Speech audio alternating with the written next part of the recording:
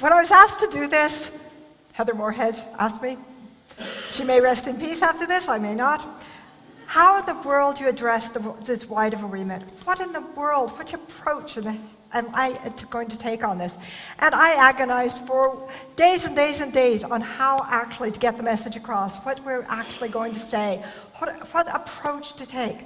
And I finally decided that I was going to have to take the wider remit one, the idea worth sharing, as opposed to the personal experience, because I just was too uncomfortable with that. That's not where my space is. So we're going to get a serious message, but it's a positive message, and it's something that I am absolutely passionate about, and I hope that you will elevate it to within your passion zone after today's day, because anybody who isn't inspired after all the talks we've heard so far has been asleep. What is a person worth? Well, a person might be worth the chemicals that make up their body, and that might be about 5 pounds. But a person might also be worth the amount of their organs for donation. That's another step up in the integration ladder. It's more than just the chemicals. And wow, that could be nearly 100,000 pounds. But a person, as a person, is worth infinitely more than that. The whole is far greater than the sum of their parts.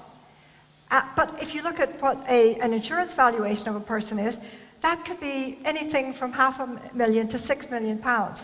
But is that actually the value of a person? What about these people in these pictures? We've got a baby with infinite potential, but she happens to be a girl in China. Is she going to be able to recognize that potential? We have people who have made immense impacts on the way we live. A person is valuable. How much more valuable is a planet? Because without the planet, none of the people will survive.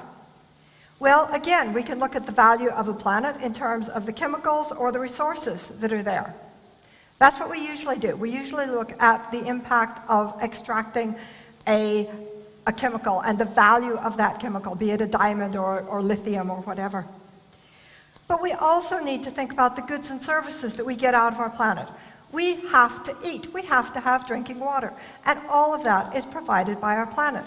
And it is also dependent upon the natural value of our planet.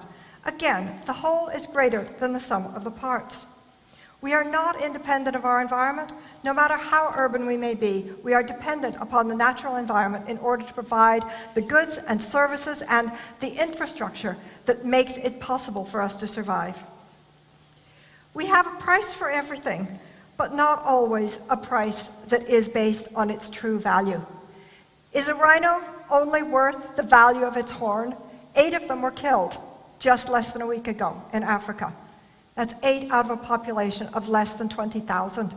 There were hundreds of thousands at the turn of the last century in 1900. What is this animal worth? Is it only worth the value of its horn made into a trinket, or worse, ground up and eaten to make a dubious contribution to someone's fertility? I don't think so. We all pay for the damage that we do to our planet, but we don't pay in ways that we understand necessarily, and we don't pay in ways that are reflected in the damage that we do to it. 30 billion pounds for the damage of Sandy. Several hundred million pounds for Katrina. How many million pounds for the storms that we've recently seen in the UK? It's hard to put a value on it, but whatever that value is, we're only willing to pay it after the fact. We're not willing to pay to prevent it. And why aren't we? There's also far greater than a pound value on the damage that we're inflicting our environment. I promised myself that I would not have any depressing photographs. I thought we could probably cope with a few dead corn plants. We couldn't cope with dead babies. We couldn't cope with dying cattle. And it was very difficult to find a picture that actually got the message of the horrific actions that are happening in Africa at this very moment due to droughts.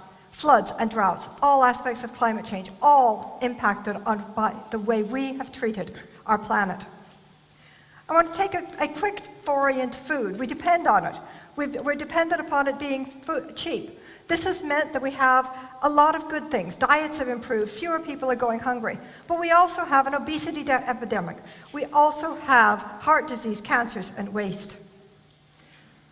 We waste food. Just one simple fact. Food wasted by consumers in rich countries is roughly equal to the entire food output of sub-Saharan Africa every year. We are hitting the limits of our planet. We are extracting things that need to be extracted. We are extracting things that don't need to be extracted. We are putting very big pressures on our planet, and we are reaching the limits. There is no space left for nature. What are we going to do when all the space is taken up and we still have more demands? How can we feed 8 billion people in a planet that is reaching its limits? Only by changing the way we live. We can work with nature. We can get the benefits from working with nature. We can have nature provide free water, or we can build a water treatment plant. Which is cheaper? Which is better in the long run for you, for your children, and for us all? A lot of what we do, we don't realize we're causing damage. We don't want to cause damage. We simply are ending up with a problem. Did anybody think, when we were talking about having free trade and having a global market, that we were actually going to be introducing major diseases, that we would potentially be wiping out all of our ash trees? No, of course not. These are unintended consequences. They weren't anticipated. We did not anticipate that we were going to cause problems because of burning fossil fuels to the extent of global warming. We're stretching the planet's limits, and we need to back off. We need to start living within our resources. We are walking towards the edge of a cliff.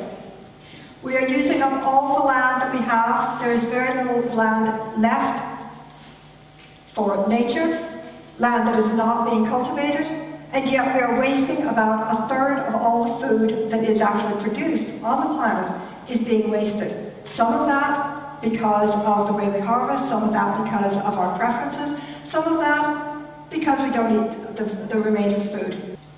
Have we gone too far? Can we go back? Do we know that we've gone over the cliff, or are we simply approaching the cliff? How do we get the massive change that we needed? We don't value things properly. We put a price on things, but the price isn't right. The price is only based on partial value, and it is not everything that it is worth that we are destroying. We don't realize what we're destroying. We don't realize the impacts of what we're doing. We don't realize if we buy a diamond that we're actually contributing to social unrest, to child labor, to environmental destruction. We're not making that connection. And that is what I would see today as what I would like to have as my message from you, is the space between. The space between what we do and the impacts that we have, and bridging the gap between the way we behave now and the way we need to behave if we're going to have a long-term future on this planet.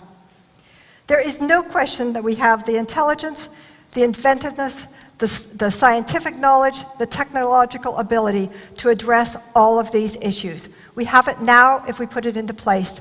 What is the problem is that we do not have the political will, we do not have the public will to take that stride forward, to change the way we live, to look at the impacts of our actions on all other people and all other parts of the world.